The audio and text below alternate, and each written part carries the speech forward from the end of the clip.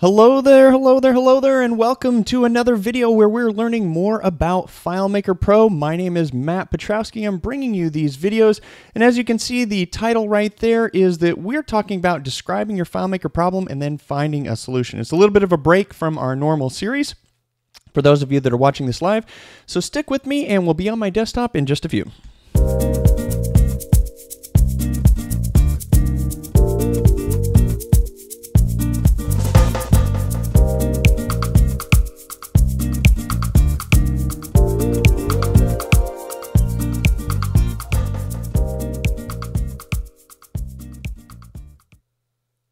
All right, so what do we have for today?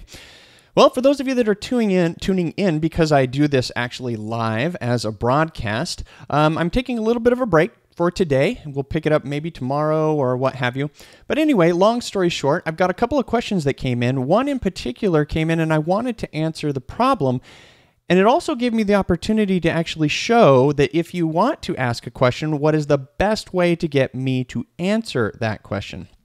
So first off, I want to answer a question that was asked on yesterday's video. That's our, hey guys, that's our chat coming up there. Let me get to the window. I'm looking for my questions right there so we can take a look. And this is going to be a little bit, today's lesson is going to be a little bit more freeform. So I'm going to pose a question to you, and I'm going to see what type of responses you come up with.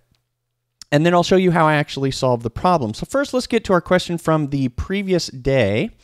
And it came in and it was this. So Nathan mentions, "Hi Matt, I was playing around with the file after the lesson, and instead of moving the button into the portal," we'll take a look at what he's talking about, "I set the field using the button setup option to act as the button with the Boolean set options.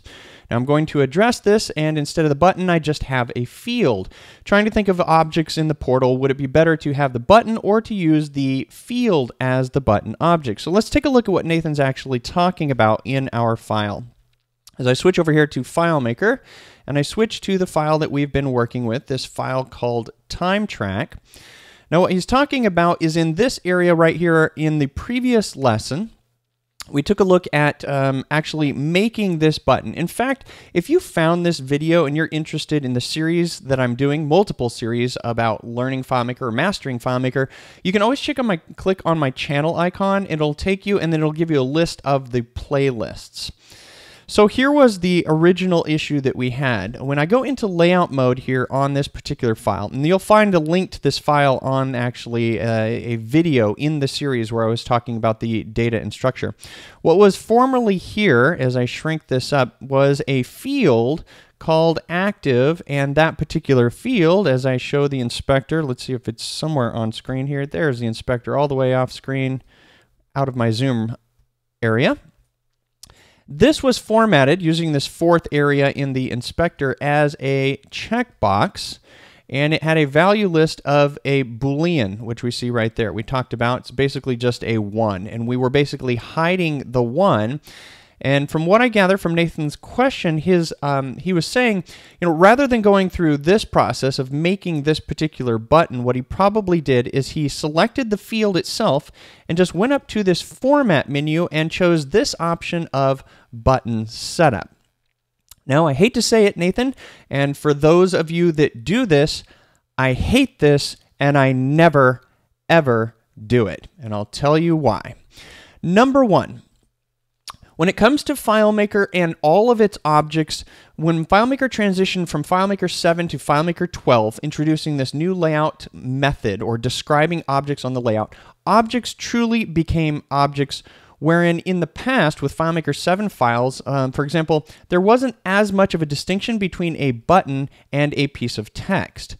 But now what happens is there's this old method of doing things. And it used to be that you could just select any piece of text and you could grab that text, go to the layouts or go to the format, choose the button setup, and make that text a button.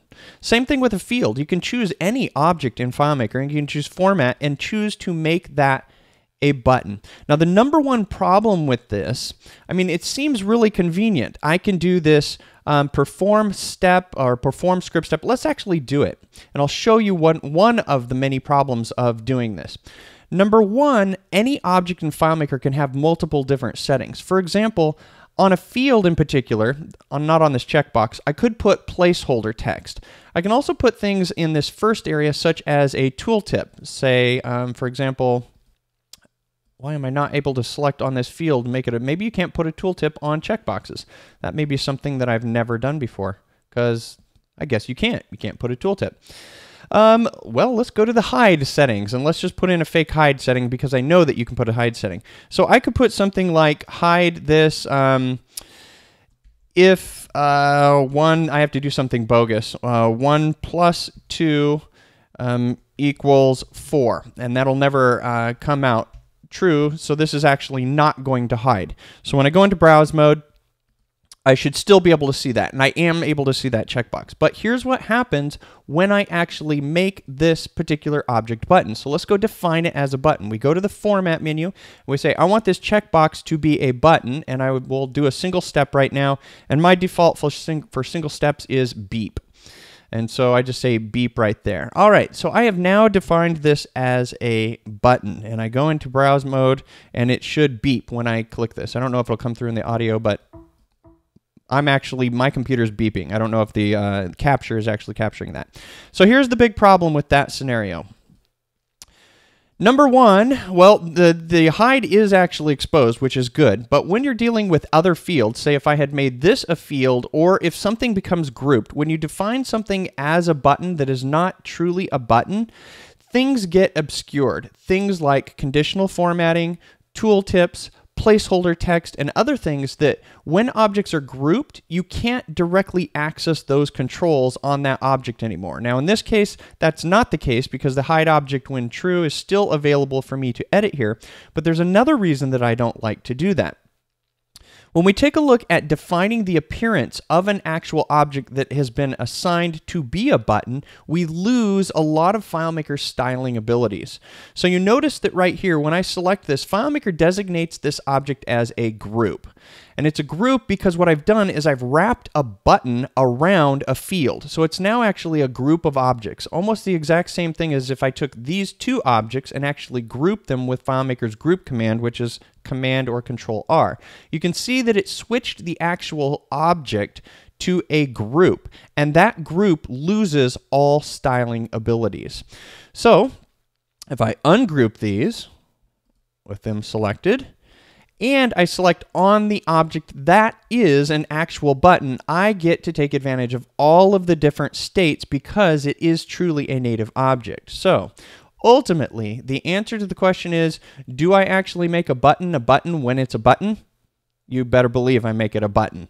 I never select an object and make that object. Very rarely, I want to say less than 1% of the time, have I ever selected a field and made that object a clickable object. And even then, typically what I'll tend to use is script triggers, where you can control when you go into the field or out of the field or, whatever have you. So personally, as I develop, I do not actually use that particular option. All right, so let's see if any questions came in about that in particular. Nope, no questions currently so far. So let's get into what I'm going to cover. Hopefully that gives you some information about using that particular object or that particular feature of FileMaker. Don't like those two things. One, things become obscured, and two, you lose all of your true styling for all of the different states that a button actually presents when it's truly a button. All right, so let's hide this particular database, and I want to take a look at a problem that came into me, and I want to express what is the best way to get me to actually be interested in the problem that you're trying to solve, and then possibly turn it into a video, because there's a lot of great things that we can all learn from when we have a particular problem. Now, the question that came in, as I open this file up, it came in and I just got this file, and no offense, David, for submitting it the way that you did. I'm just going to use this as an example. Hopefully that's okay. Number one, the coolest thing or the best way to present a problem is to put it all in the FileMaker file. So when you send the FileMaker file, if it's a list view, which this file is, make a form view and make the database default to that form view first. I can always go to the layout that you're trying to explain. So how do you do that? We've already learned that in previous videos where we go to the File menu, look at the File options, and then specify the switch to layout to switch to the layout where you have pasted your actual question. So what I did here is I took the question from email and I did that exact thing. I have a layout called question, and we can read this. If you've downloaded the file, which is in the link in the description down below here on the YouTube video, we can see how the original actually came out. It's down at the bottom because the message is in reverse order here, but it says, sending the demo file, I want to mark those records with conflicting time. No offense again, David, that is completely not helpful to me in order to actually understand what type of problem you want to solve. Now, here's the great lesson about this.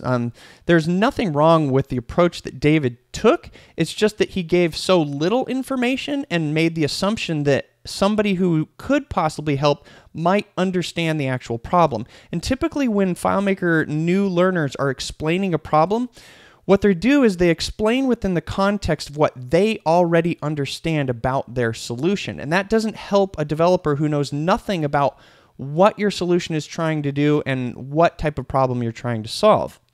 So you can see here's my response. All right, so are you wanting to indicate them based on the start time? And we'll see the file right here. Do you want to indicate which conflicts in terms of time are based on the start time alone, the end time alone, the range of time that a item is specified, and it's based on a particular technician, right? Which the order of his data in his sample was a little bit confusing to me, not the name. This will probably make for a very good video if I can clear your objective in as many words. So here's the key part right here. In as many words as it takes to explain the problem and the desired outcome. The desired outcome is actually more important than describing the problem. You already know what the outcome is, and you just start describing the problem. We have to describe what it is that we're trying to do. So if you put that in a sentence format where here's what I'm trying to accomplish, then here's the problem that I'm having. If you put that on a forum, you're so much more likely to actually get an answer. So I rephrased it.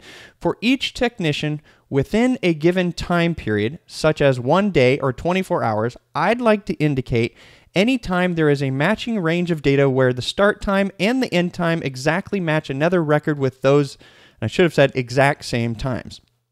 That is descriptive. That's extremely helpful to someone like myself who's trying to solve a problem. And you can see that there's another variation down here. You can download the file, and I know that you can read here on YouTube what we've actually said. So the response came back with, yes, here's what I'm trying to do. And I'm going to let you read that because we're going to go into looking at the file, and I want to see what you come up with in terms of the solution. So I'll switch to the actual appointment page that he had.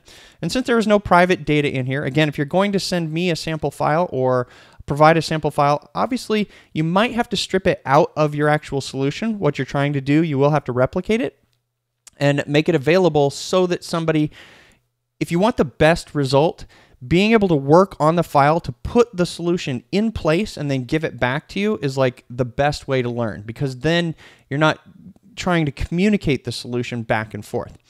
So here was how David actually has his sample file set up, and we're going to look at my solution. What he had done is he was just using conditional formatting, which if you're unfamiliar with conditional formatting, it's the same thing that you find in an Excel spreadsheet where you can basically indicate on any given cell with color the state of something based on any type of condition that you want. So in this case, he's got a number of technicians, and he's got a number of them that he has specified in here, and he wants to highlight or indicate visually when there's a conflict that's actually being scheduled. So we go take a look at how he was originally solving this. Move the inspector off to the side. He was using conditional formatting. You access that by right-clicking and choosing conditional formatting.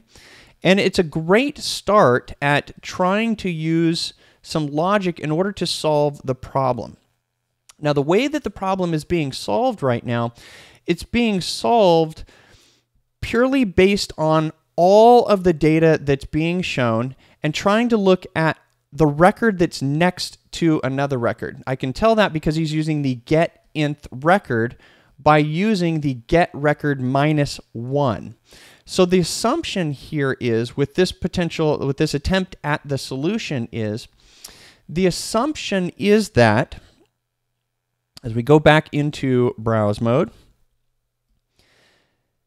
that when I'm on a given record, we're assuming that the record that is next to it is actually going to be the data that we expect it to be. So in this case, he's attempting to solve this where if I'm looking at all of just David's records or all of Raphael's records, when they are sorted, and let's say, for example, I sort them on the time field alone, which the sort right here, he's got these sub-summary parts, he can look at the next record using that get nth record.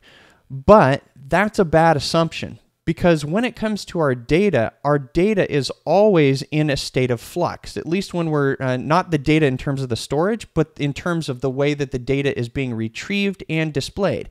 Maybe we're looking at this in reverse order. Maybe we're looking at this of only one technician, but only one technician's data within a very short span of time, maybe within just 1 hour or within 2 hours. So when we phrase the question in the form of what are we trying to solve, what's the desired outcome, we get more of the information that we need in order to solve the problem. So here's what I'm going to do. I'm going to take a little bit of a pause, and I want you to think about what would be the solution that you would use in FileMaker in order to address this. Here's our objective. We want to have all of the data according to a given technician, because that one person can only have a given appointment at a given time. In other words, he can't double book.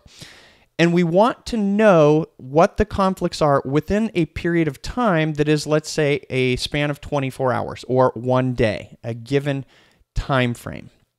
So with that information, I want you to think about how would I actually solve this? How do I find out when there is a potential duplicate based on the criteria that we've now outlined? It has to be the same technician, and it has to be within the same period of time. And so I will just wait just a short little moment here while I bring up the other video. I'll then check the responses, whatever came in from the chat. For those of you that are watching this live, looks like we've got just a small group of people, 21 currently on, but it'll definitely help anybody who's watching this after the fact. So think about this, come up with a solution. How would you actually approach this? I'll show you the graph. You can actually go to the graph in the file that you have of what was attempted. Currently, we have a relationship based on name, which we're going to fix that. We also have one based on the technician, and we're going to fix that as well. So let's see what type of solutions we come up with as I open up the actual copy that I made where the solution is in place, and we will talk about this solution. All right, so let's switch to take a look at anything that came in here in terms of our responses. All right. Hola todos. Hello. Antonio. He estado practicando mi español para 6 meses. Bien. Es mi español. Bien. I'm looking for a good webinar about this specific problem. Webinar? Hi, we don't need a webinar. I'm going to solve it right here for us. All right, so far we don't have any solutions, and I'm not going to bore the viewers that are going to be watching this after the fact. So unfortunately, all right, hopefully be sure you indicate any TOs you have. If you have any, strip them out. All right, so we don't have any proposed solutions. I'll solve it. All right, let's switch back to the desktop and take a look at how we solved the problem and what the initial problems are. All right, so first off, when we take a look at the sample database, the database that you have been able to download below, hopefully, I'm not giving you the solution file because I want you to take the time to build this into the file. Knowing how to solve problems in FileMaker, even if they're not your problems, will help you be a better FileMaker developer. Number one, we are doing things based on key values that can change, and we don't want to do that. So this may be something that if you're in the process of learning, it's not that big of a deal, but from the standpoint of let's do this properly, let's develop it out the way that we should, we need to use key values, and then we're going to put the names in a separate file. So technicians are going to go into their own file, and we're not going to be relating them based on the actual name alone, because as soon as we do, things break.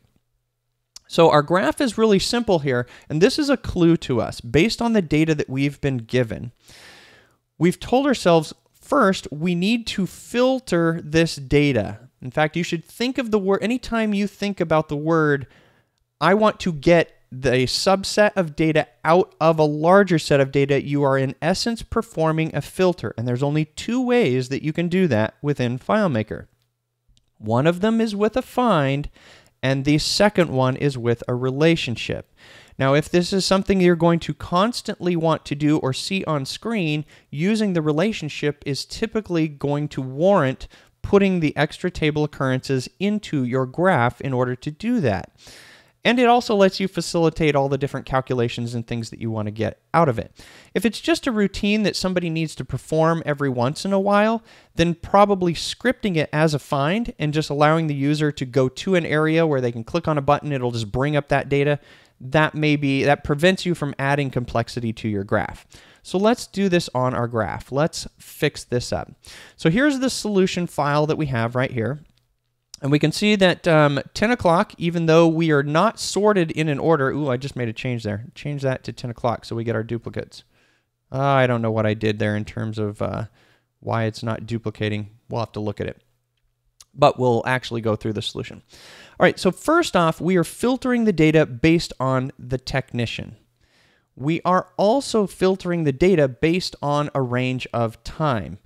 So anytime that you talk yourself through the problem that you're having and you give yourself the question that you would post into a form, I want to filter this based on the technician, based on a 24-hour period, you've given yourself right there two predicates. Those two predicates they'll translate directly into your relationship. So the first thing that I did in this file is I created the table called technicians. When I created the table called technicians, that means that the technician is only going to exist once, and a change in the name really won't affect us.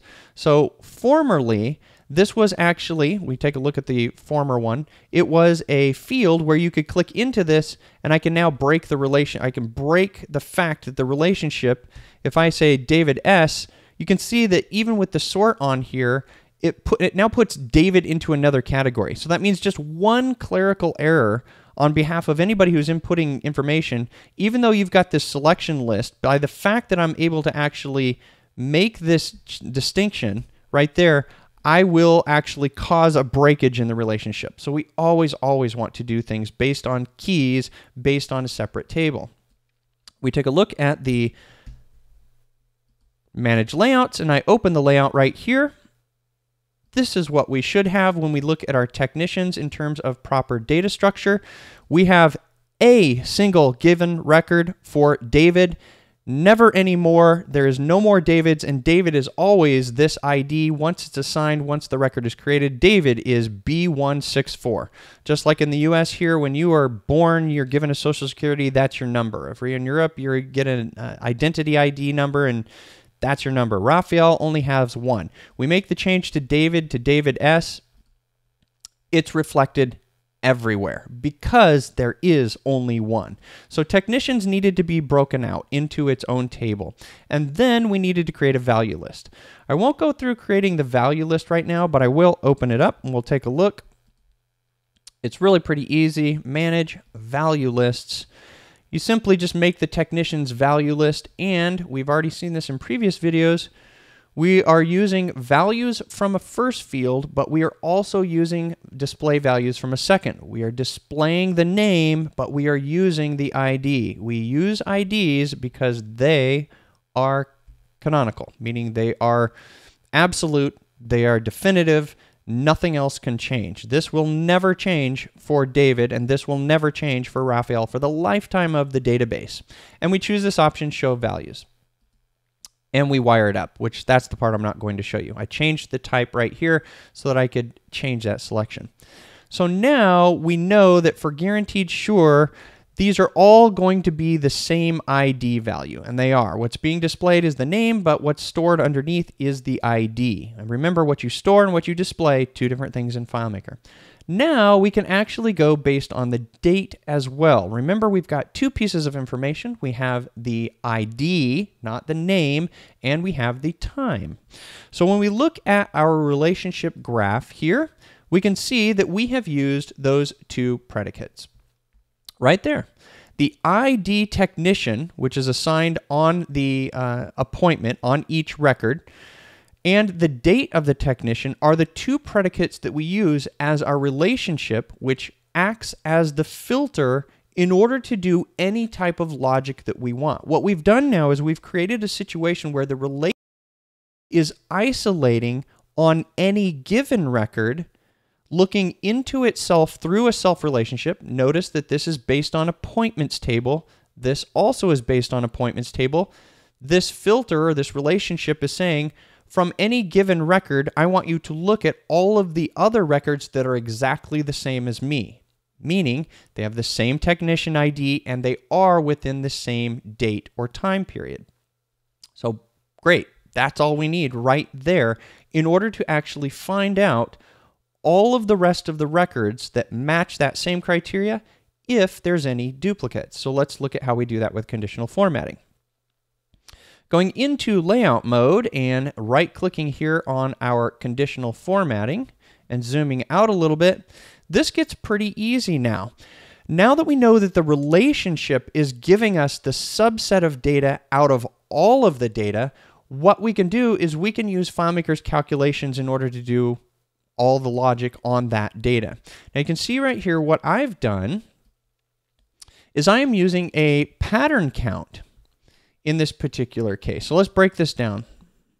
We've got this, and we've got, there's our logic right there. I'm trying to isolate this one right here. Actually, I will take this one right here. List technician daily appointment time in. So I'm going to take this and I'm going to go into the data viewer on my copy of FileMaker Advanced here. Now again, if you're using FileMaker Pro, I highly suggest you get a copy of FileMaker Advanced so that you can do this very thing. I want to be able to see the data. I want to be able to understand how I'm solving this problem. So I'm going to go create or open my data viewer. And with that, I'm going to create a watch variable. That watch variable, I am going to be able to paste this in and look at the actual results. So let's zoom in right here.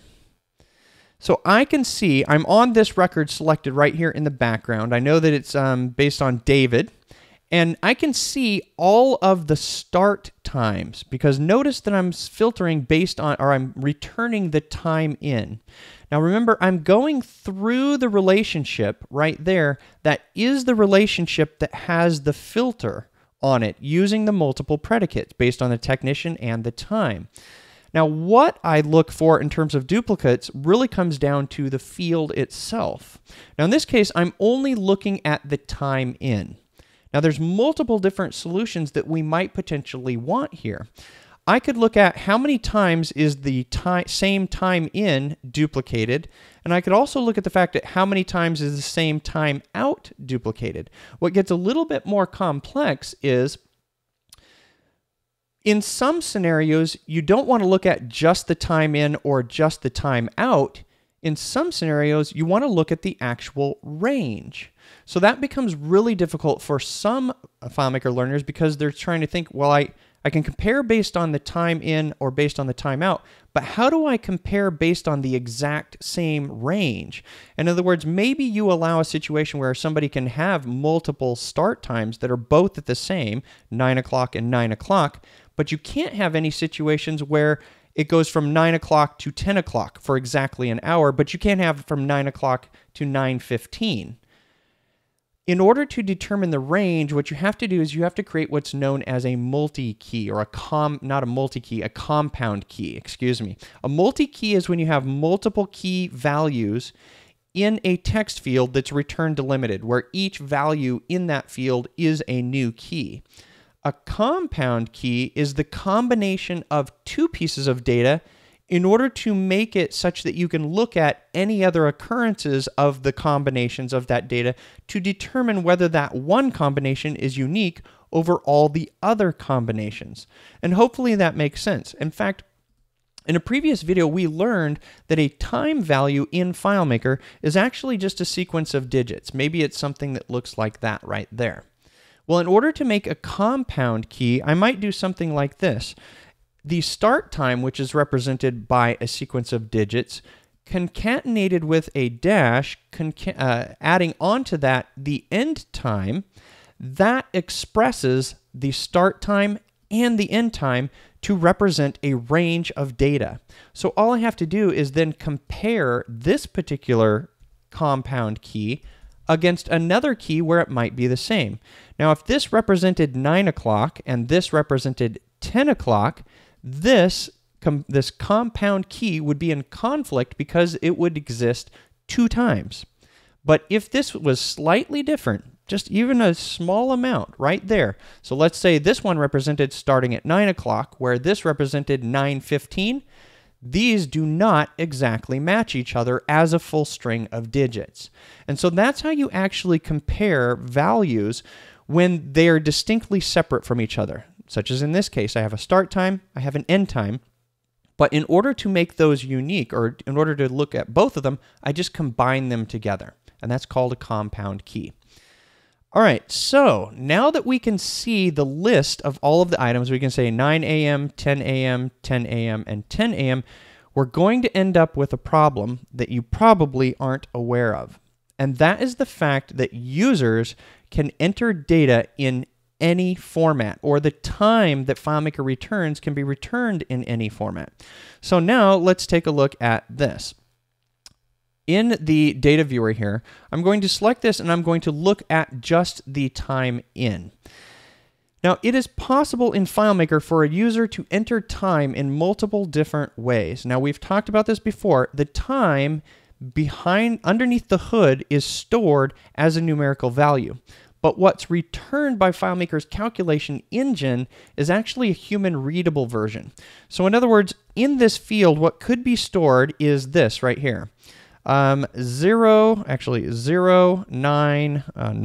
I could type 9, 0, 0, 0, 0. That is something that legitimately could be stored in the field, and underneath the hood, it's represented by some digit. But also, it could store this, something like 0, 9 a.m. like that right there. And internally, this too is stored the same way. See, what FileMaker is going to return is it's going to return this time formatted like this, or it might return this time formatted like this. Now, when we convert these as strings, these can be seen as 2 different things, or when we compare them as strings.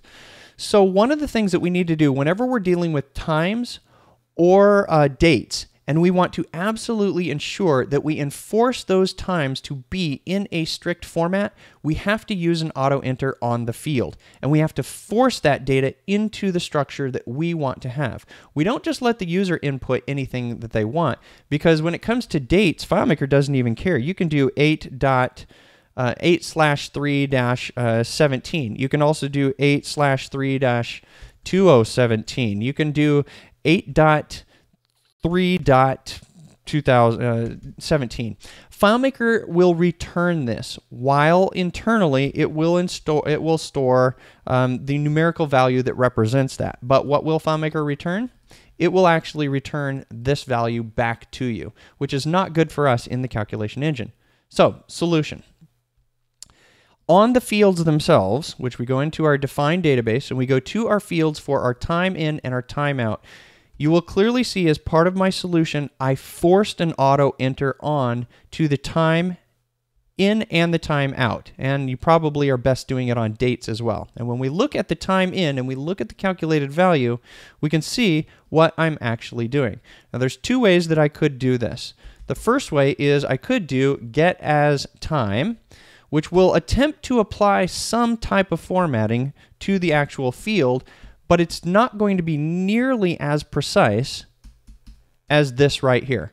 I'm going to use FileMaker's time format, and I'm going to get the hour of the self that FileMaker interprets. I'm going to get the minute of the self of whatever the user inputs and what it interprets, and I'm going to get the seconds of self and what it interprets. So if you took this off of the file and you take a look, in fact, I suggest that you do this because you're learning FileMaker, create a time field and don't put an auto enter onto that field. Type in the time and then look at what the data viewer gives you back. Look at what it is. Then look at the results of what you get back from get as time or get as date if you're working with dates. Then use that particular function of forcing the actual data that's entered using the self function into the forced structure of time. And when you do that, then you know for 100% sure you are getting consistently, yeah, go ahead and discard, across all of your data that no matter how you've chosen to display this using FileMaker's formatting within the inspector, you know that from a storage standpoint of what the calculation engine is going to return is consistent across the board because you forced that auto enter into that forced time structure. So once you do those things, that's when you're able to actually get your result that you want. So we go back to our conditional formatting now. And now we can basically take a look. So looking at our list of times, so for David, within the given time period of 24 hours, because we're using the date as one of our predicates on our relationships, we can look at all of the appointments of the time in. Or actually, we can do a pattern count of all of those, of the current time in. So what this reads as, the way that you read this calculation is, on this current record, I want to do a pattern count looking through the relationship at all of the appointments for David within this day, looking at my time. Are there any of those that are, is there a number of those that is greater than 1? If there are, then obviously I've got a duplicate time in. And so in order to adjust this, all you'd have to do is if you wanted to look at the time out, you can look at the time out. If you want to look at the range of dates, I've given you the solution to that. You have to create a compound key. You have to create a new key value, and you're going to create that as a stored field, a stored calculated field that's going to combine the time in and the time out, and you can call that something like appointment range or a time range, whatever you want to call it. And that's the field you would then compare against to see, do I have more than one appointments that are specified at the exact same time for the exact range of time? And that's how you solve this problem. So David, thank you so much for sending this file in. Again, I hope my explanation of how you can get me to answer your problem is pretty explanatory. Put it into the file, make sure that it comes up. All I have to do is open the file. Of course, here's Technicians. It's over on the original right there. Put the question in the file. The question comes up. I can read the question. I can take apart the file, sort of understand what you want to do, put the solution in, and then shoot a video about it, even to go beyond just giving you the result. All right, so just a little bit over my desired 30 minutes. I've been talking so fast, I'm going to take a drink here. Nice morning tea. All right, so let's switch over and see if we've got any questions that came in during that nice little quick dissertation about solving the problem. Webinar. On the right track in your mind. Perfect. If you guys are learning HBH group, that relationships are your way to filter data in order to calculate against things. Doing finds, you can't do calculations against finds because they're just a request and retrieval of data. What would be the result of get UUID and get UUID? Twice the same UUID or different ones? Get UUID, you can't. Every time that FileMaker makes a call to get UUID, it returns something new. So if you are going to combine multiple stored UUIDs, it's really no different than the stored values of times. It's just a sequence of digits, or it's just a sequence of alphanumeric characters. And FileMaker is just going to look at that string and compare it against another string, and if they're exactly the same, then it'll tell you so. Your calculation will evaluate to true.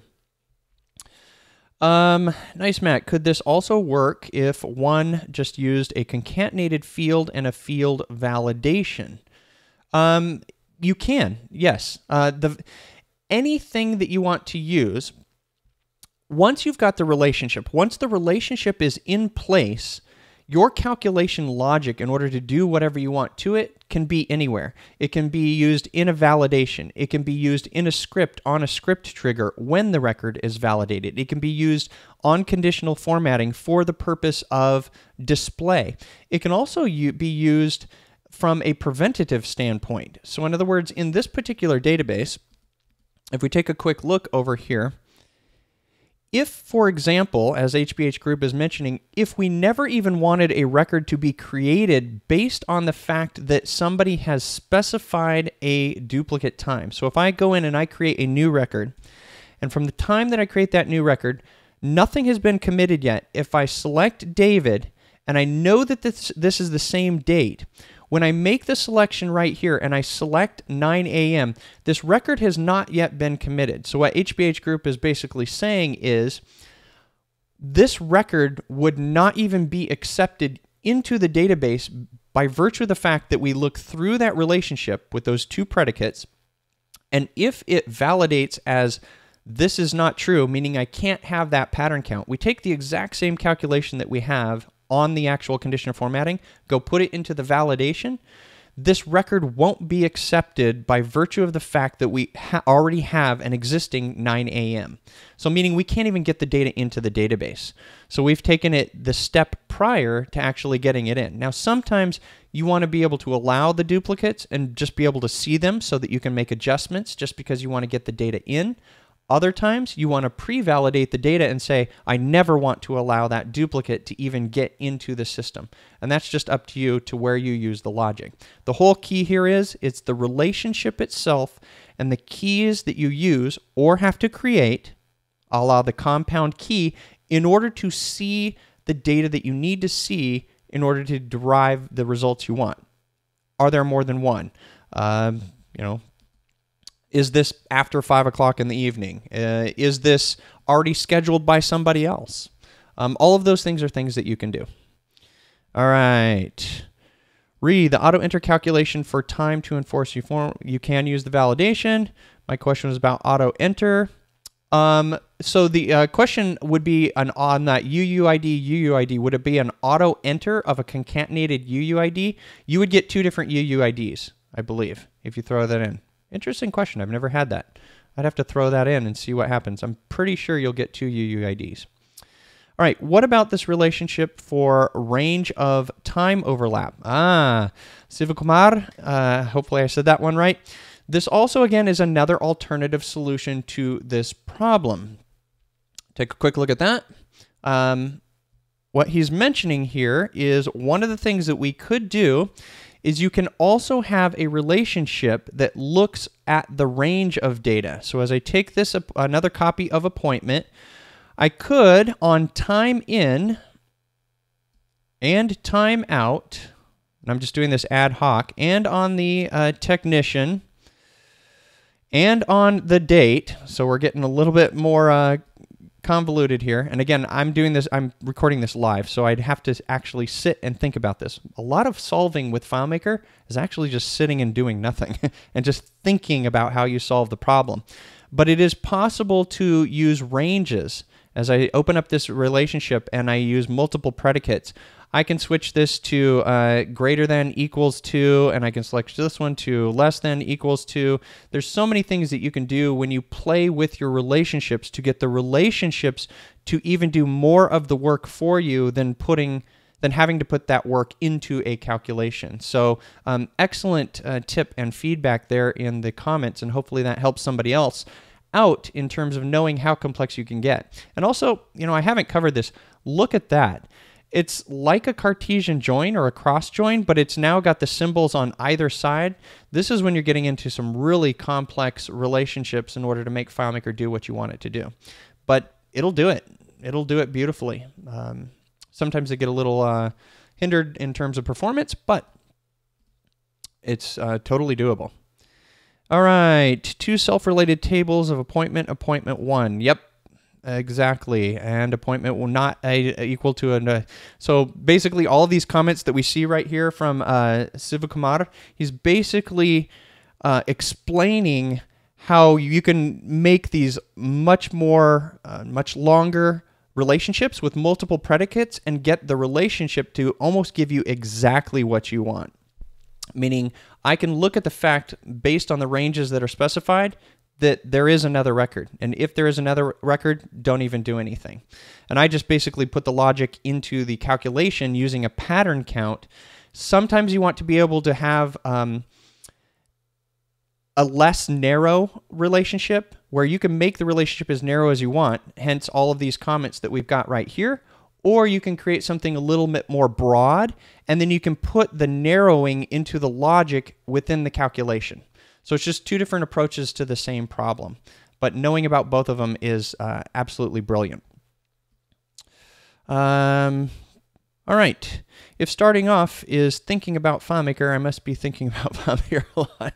HBH group, don't worry. And any of you who are learning FileMaker, I promise you, when I'm trying to solve a problem, even though I know how to solve it in FileMaker because I've solved it in similar ways before, problems come up that always present some type of unique twist, and you sometimes end up sitting there thinking, do I need an extra table? Do I need to break this data out? Should I keep all of the data on the same table? Should I use a multi-key relationship, or should I actually use a true join table relationship? And so once you're exposed to all of these different types of solutions, it starts to come easier to you and quicker. All right, so I think that's going to give us a wrap. I never like to go over an hour. That is so much to consume on YouTube, but hopefully the lessons are worthwhile. This was a great break for me to take a little bit of time away from the solution we're working on. We'll be able to get back to that in the next video. Remember, if you're watching these videos and they help you out, what helps me out is if you, first of all, comments help me out. Giving me the thumbs up on the video also helps me out. Checking in as well. And if you're really interested, you can always check into a subscription over at FileMakerMagazine.com. I'm always releasing new content over there, at least weekly. Many times those files are a little bit more in-depth, but ultimately, watching all of these videos, I'll probably cover a lot of what I cover in the magazine, but those just have really cool stuff. All right, so let's wrap today up and head on out. Thank you guys for all the thanks. If you're interested, you can subscribe. YouTube will notify you. It'll send you an email, or the mobile app will give you a notification. Really cool. And otherwise, the next video in this series will be coming up right here. Much luck with your own FileMaker development, and until next time, happy FileMaking.